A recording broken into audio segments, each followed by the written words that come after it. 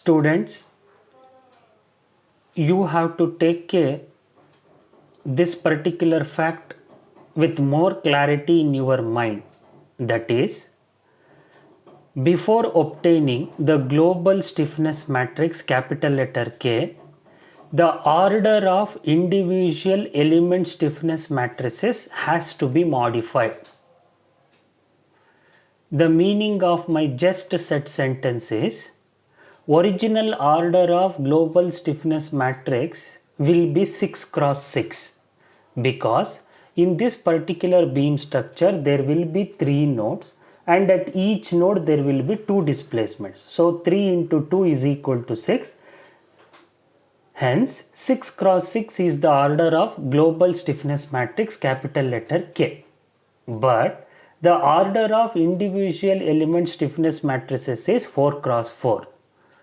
Thus, the order of individual element stiffness matrices has to be increased to 6 cross 6 from 4 cross 4 by adding dummy zeros of rows and columns relevantly to the K1 and K2 matrix.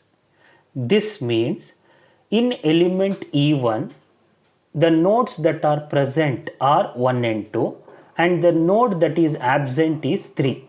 Since third node is absent, you introduce dummy zeros along 5th row 5th column and 6th row 6th column corresponding to node 3, which has been shown by the zeros written in red color in the first matrix corresponding to element E1 along 5th row 5th column and 6th row 6th column.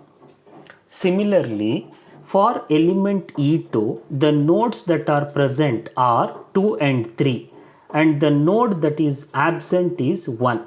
Since first node is absent, you introduce zeros along first row first column and second row second column for K2 matrix.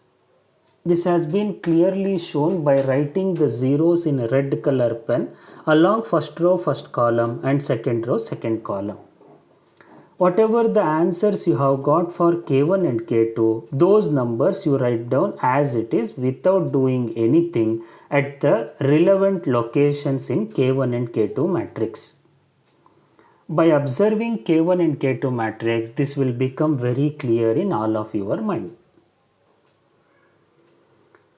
After relevantly adding the numbers present at a particular location in both K1 and K2 matrix, you are going to get now the global stiffness matrix capital letter K with 17.5 into 10 to the power of 3 is a common number written outside the matrix.